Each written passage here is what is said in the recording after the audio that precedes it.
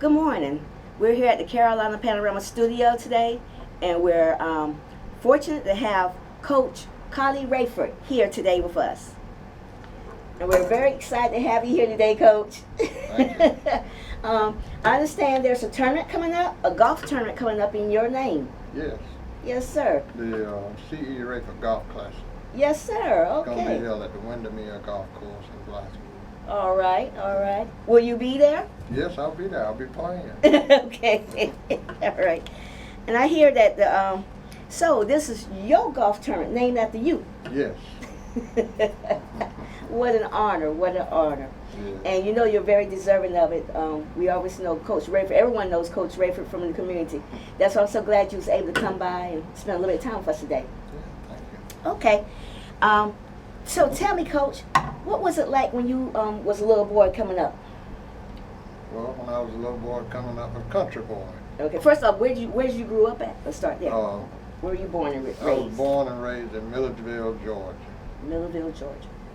Okay. How close is that to Atlanta? It's about 19 miles from Macon, Okay, 100 gotcha. miles from Atlanta, Yes, sir. 100 miles from Savannah. Oh, okay, I understand now. It's in the heart of Georgia, Okay. where all the peaches grow. All right. Yeah. Okay. So So- tell me, what was it like for you as a young coming up, starting up as a little boy? What's some of the youngest memories you have? Well, as a little boy growing up, I always say, you know, my daddy was a bricklayer, Okay. and we didn't know we were poor because we always had something to eat. Mm-hmm. We didn't know. I didn't know we were poor until I got away from the military. Wow. But I went to Harrisburg Elementary School and then went to Body High School. Mm-hmm. And there at Body High School I played football and basketball. Okay. And we had it was 4 of us, 2 boys and 2 girls. Okay. We had a teacher there from Tuskegee, taught physical education. And she suggested that I go to Tuskegee after I left Body High School. All right. So I went to Tuskegee. That's where I got my undergraduate degree. All right. All right. But it was a lot of fun growing up in Milledgeville. Yes. My mother was a country girl, so she taught me all the basic things, how to cook from scratch. Oh, okay. So she said, you never know when you might have to do it for yourself. Have you had to cook for yourself? Oh, yeah. Yeah. When I came to Columbia to teach school, Uh-huh. I was a bachelor. I had to cook. Okay. Yeah. All right. So it was a lot of fun growing up. And we did all the, I was telling James Melvin the other day that, you know, I knew how to make jelly. My aunt taught me how to make jelly. I knew how to plant my own vegetables and everything.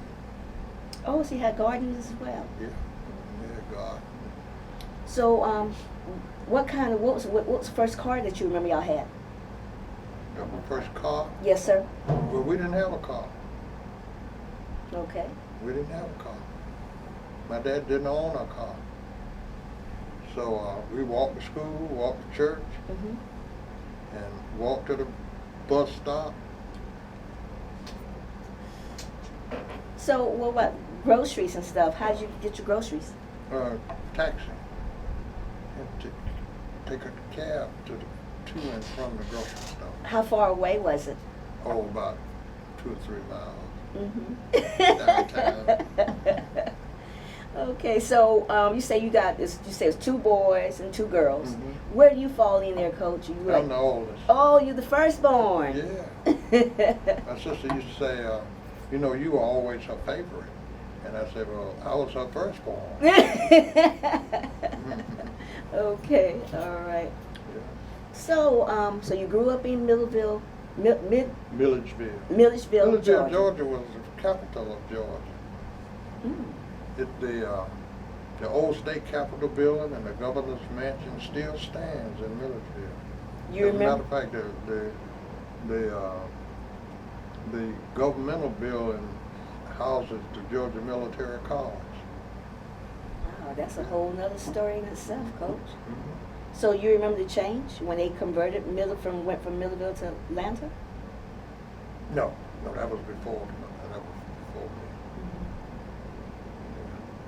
Oh, I didn't know that.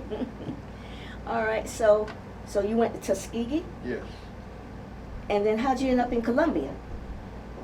Well, you know, Richland District 1 sends a recruiting team to Tuskegee. And I was on a baseball trip, so I didn't get a chance to meet with them, but the head of my department told me that it was a job opening at Fairwall Junior High School in Columbia, South Carolina. So I didn't have a job, so I signed a contract. Wow. So you're there at Tuskegee. You get the offer to come to Columbia, South Carolina. You came and visit. No. You just took the job. I just took the job. I didn't have a job, so I took the job. Yes, sir. Come to Columbia, South Carolina, and end up marrying a young lady from North Carolina.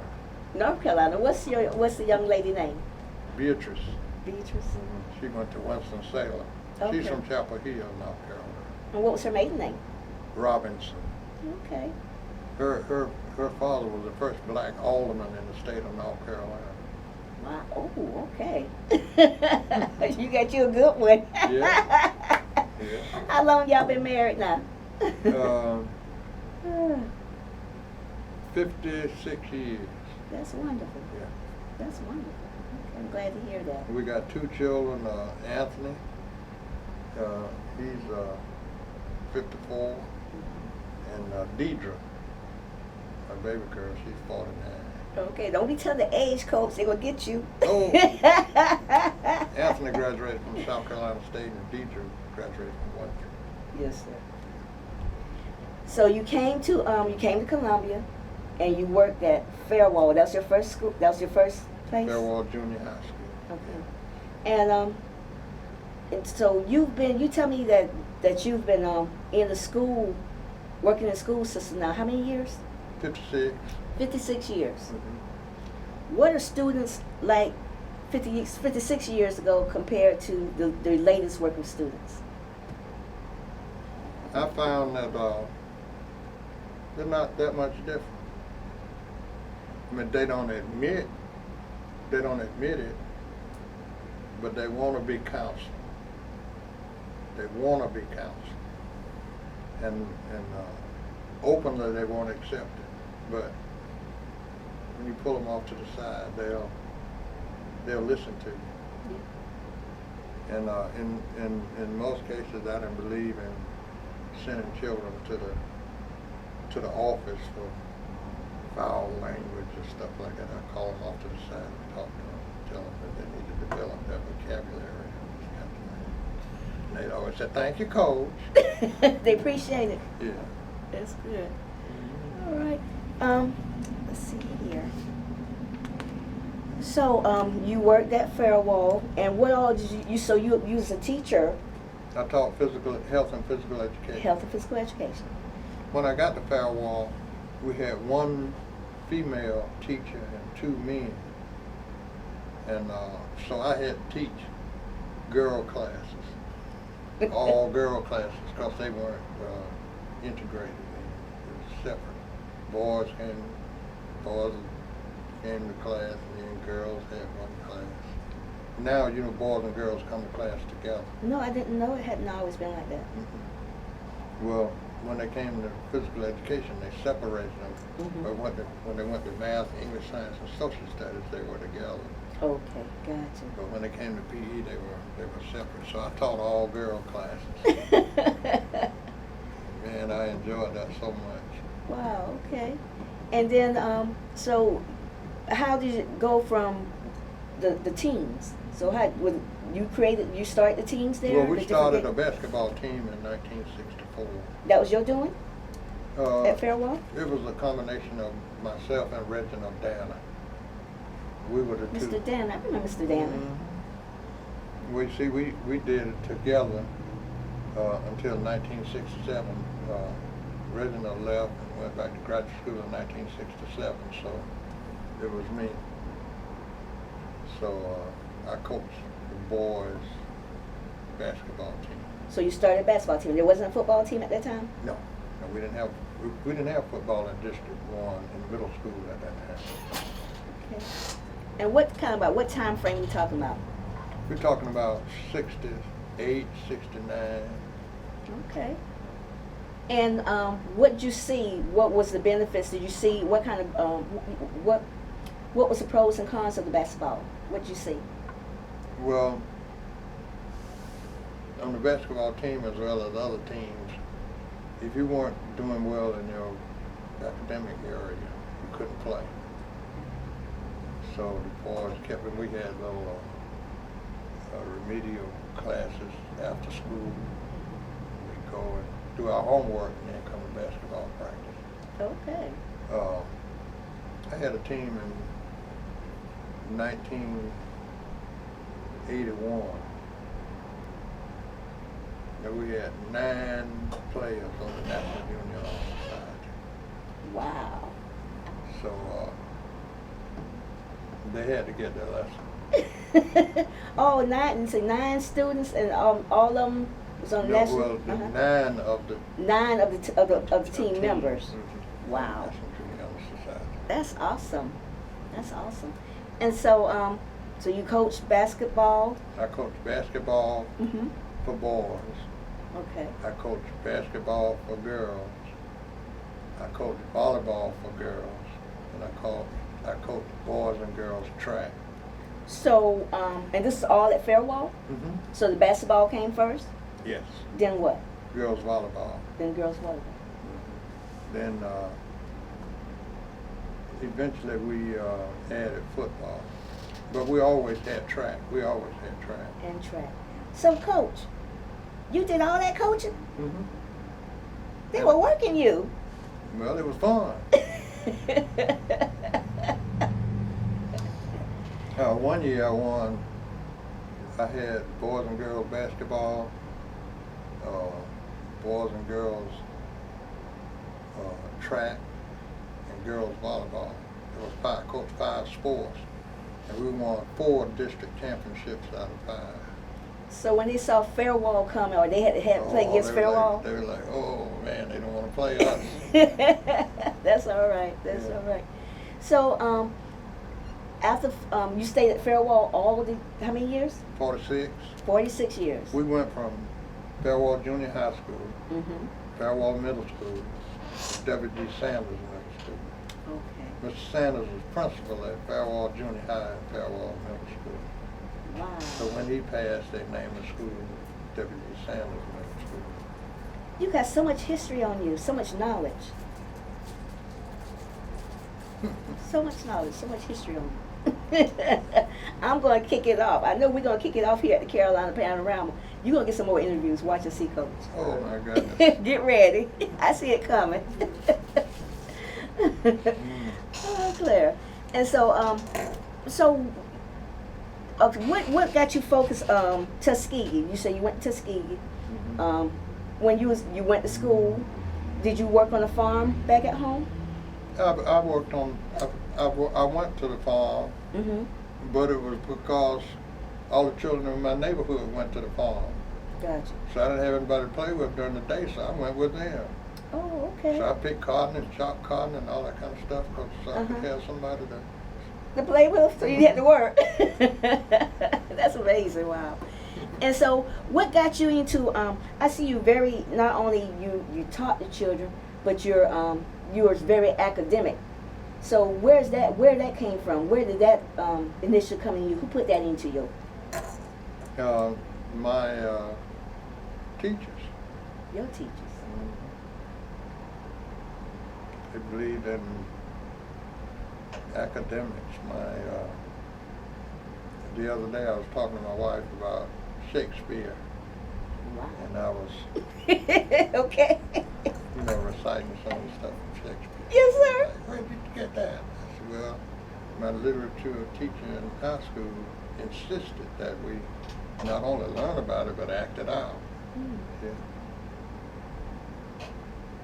Wow, that's amazing. Now, you went to Tuskegee. You also went to some colleges here in South Carolina? Well, I got my master's from the University of South Carolina, Okay, what year was that? 1976. 1976.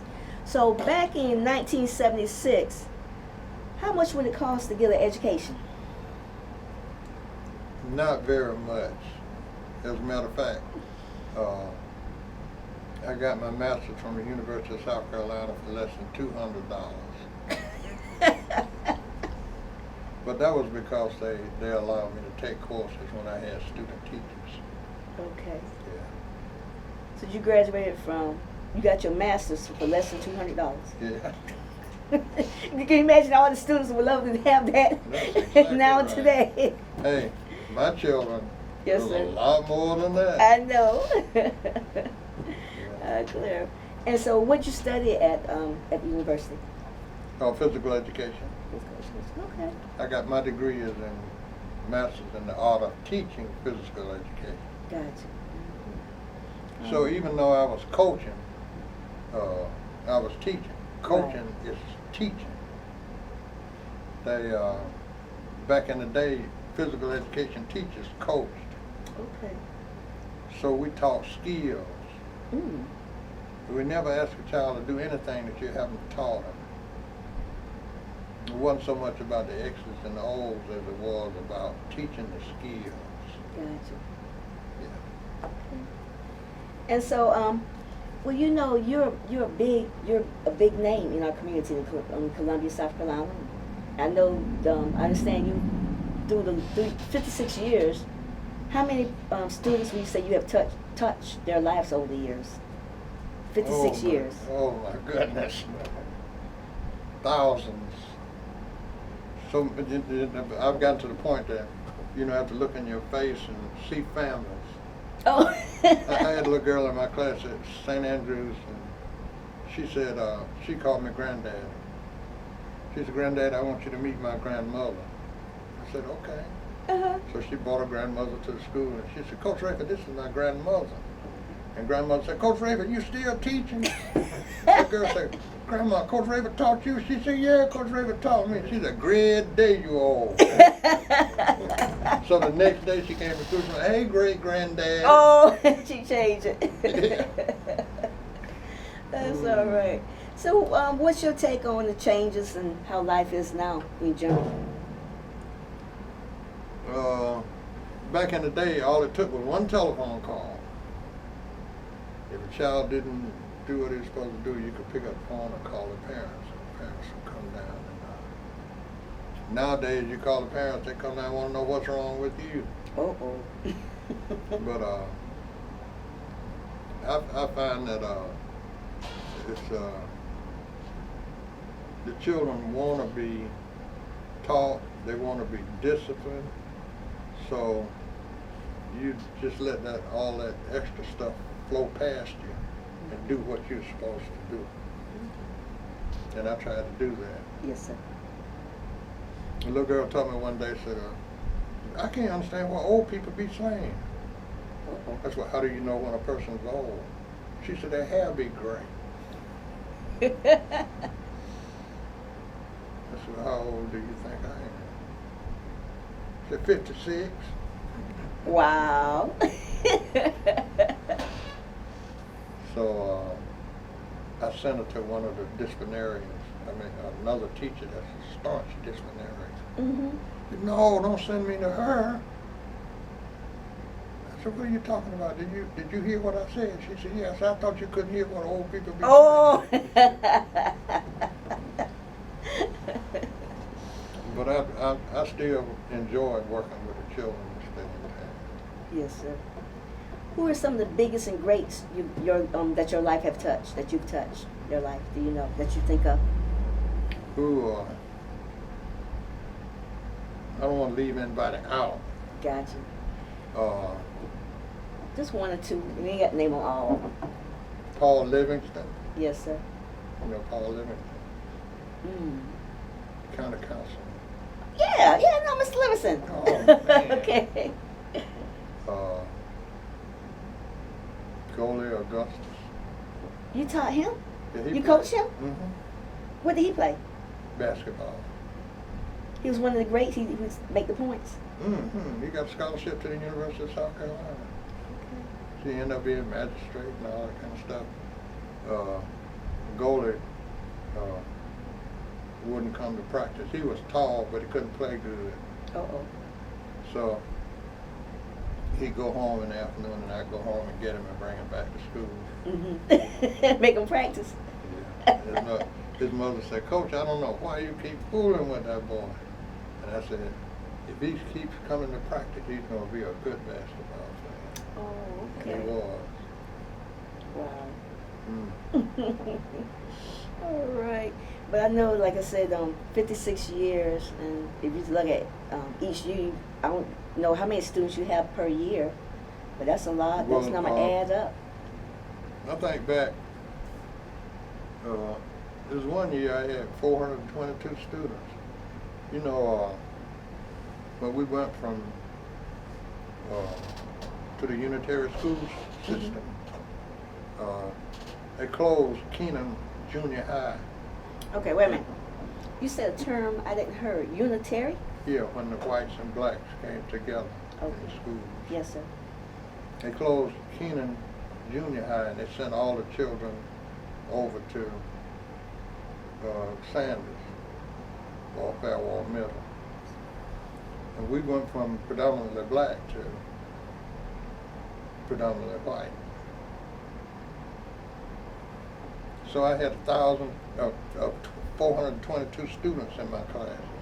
Black and white? Mm-hmm. Ooh, coach. That's all right. It's a young man that was on my basketball team. His name is Wendell Holmes. I heard that name. He's an orthopedic surgeon. Yeah. And Richard Klein. Remember Klein Steel? Yes. Richard was in my class. He's a dentist. I know her name. Yeah. So we got a lot of doctors and dentists. It's about 5 people that were in my class. Tony Thomas and Gwen Ward. Yeah. Mabel Scott. They were all PE students of mine, but they went on to be PE teachers. Wow.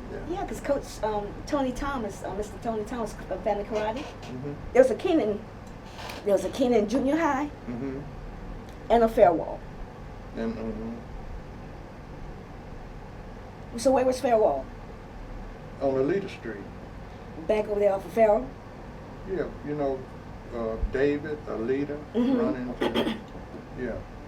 And then Keenan Junior High was over there where the Mhm. Sanders and stuff. Gotcha. So when they made Keenan a high school, they sent all the junior high students to Fairwall Junior High. Gotcha. Okay. But now they sent the 6th graders to Fairwall Elementary School. They call it Fairwall Annex. So all the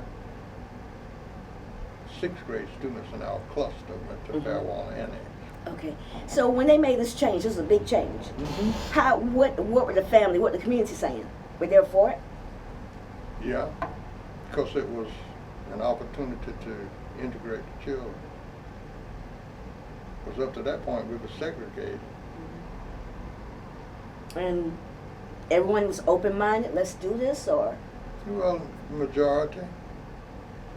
And I guess probably we didn't know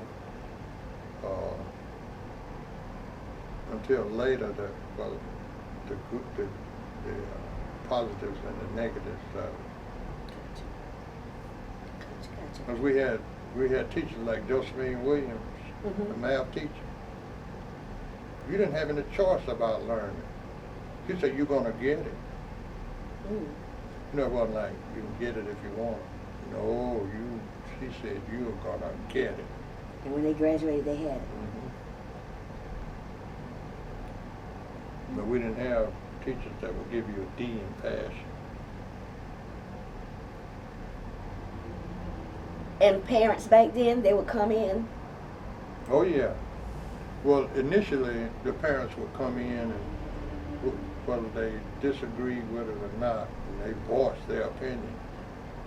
For Mr. Sanders, who was principal, the parents that disagreed with it ended up being his best parents. Okay. That's all right. That's all right. Yeah. Anything else you'd like to share with us? Because I mean, it's such a shame to try to narrow down your 56 years of just education into a little short segment here. Well, when we got a gym at Farrell, Yes, sir. the County Recreation Commission came in and asked me to do an open gym program 2 nights a week, and Saturday and Sunday. Open what program? Open gym program. You know, Mhm. the children come in and play. From the neighborhood? Hmm. And I did that for 20 years. Okay. And I worked in the summer youth sports program for 35 years. So, okay. I know this upcoming golf tournament is named after you. Yeah. It's called the Collie Rayford Golf Classic. Mhm. What else named after you? The gym at W.G. Sanders Middle School is Collie Rayford Gymnasium. Yes, sir. Okay. How does it make you feel to be you? You know what? Yes, sir. I worked at W.G. Sanders. I was Mr. Clemens, who was principal. We used to do bus duty together. Okay. And she said, well, Coach, what we going to do about the gym? So what we going to put on the front of the gym? I said, we can put W.G. Sanders Middle School. We don't have it anywhere else around here. Mm-hmm. She said, how would C.E. Rayford Gymnasium sound? I hadn't thought of anything like that. So the parents and made it possible. So they did it. And you know, I walked in that gym for years and not look up at the C.E. Rayford Gymnasium. But now when I pass it, Yes, sir. I look around See to if see it's if it's still there. How does that make you feel? Feel good. Yes, sir. Mhm. And the gym is the C.E. Rayford Gymnasium, and they got the Coach Rayford court. That's the basketball court. Wow. Yeah. And so, like, during your career, how many, like, championships do we say that you had done? Oh man, I had 6 undefeated teams, you know, boys and girls, and I won district championships. I won over 30 championships. That's amazing. Somebody asked me, said, why are your girls so good at basketball? Uh-oh. And what you said? I practiced those girls with the boys. Oh, no. The girls and the boys practice together? Yep. What did the parents say? They loved it because they were winning. Okay. Well, you know, when girls practice with boys, Mhm. when they get out there practice to play with other girls, they're much more aggressive. Okay. So coming up on October 8th at the Windermere Golf Club, at the Windermere Golf Club course in Blackwood, y'all gonna be hosting. There will be the Kappa Foundation of Columbia. There will be the Collie Rayford Golf Classic. Yes. That's being sponsored by The Kappa Foundation of Columbia. All right, all right. And tell me, so when I was asking you earlier about the Kappa Foundation of Columbia being the sponsor of your, of your upcoming golf tournament, and they do this every year, or it was just this year? Well, we didn't last year. The pandemic sort of put the brakes on the one from last year. But the Kappas, they sponsor it each and every year when it happens. Okay. And you know, a beautiful thing is to see James Melvin stand out there and issue scholarships to those children. Okay. Yeah, They're that is given a on the beautiful golf thing. course, or when? Mhm. Give them right there at the golf course. Have all the recipients Yes, at the sir. golf course. That is They're wonderful. recognized at the. Okay, and I was told how many scholarships have been given out thus far, or much? I think it was. I said y'all have given out lots of monies over the years. Oh yes, In excess of 75,000. 75,000. In excess of 75,000. That's awesome. That is awesome. See what I'm saying? Not only you coach and teach the neighborhood, the community. Now you actually know how you also benefiting them with the scholarships in your honor, your name. Well, it's strange you would say that. Since Melvin is out here, I'll say this. Yes, sir. Kappa Foundation had the golf tournament, and James Melvin suggested that we name it the C.E. Rayford Golf Classic. So we went from about 30 or 40 golfers to 100. Wow. That was like overnight? As soon as it was named the C.E. Rayford Golf Classic, all my former students and everybody was like, Coach, I'm going to play in your tournament. Okay. All right. Well, and so you say you've been a Kappa. You say you're definitely a Kappa. Yes, indeed. For about, we'll say 51 years now. 51 years. Yeah. Yeah, and you was saying that, I think you shared with me too that you said that you were honored recently.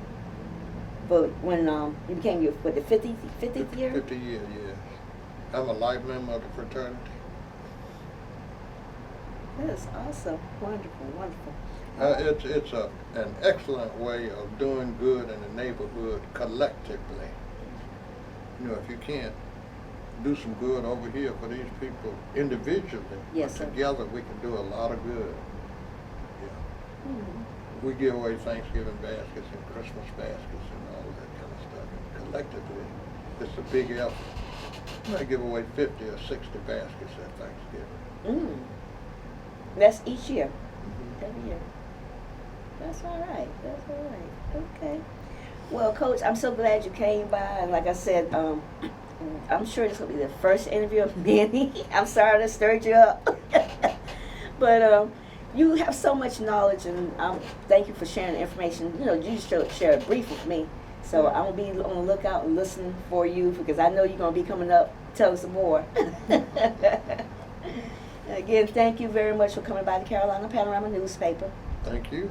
We appreciate your time, and I'm looking forward to hearing more, sharing with the information with the community about the upcoming golf tournament that's being sponsored by, it's called the Collie E. Rayford Golf Classic 2021, being sponsored by the Kappa Foundation of Columbia.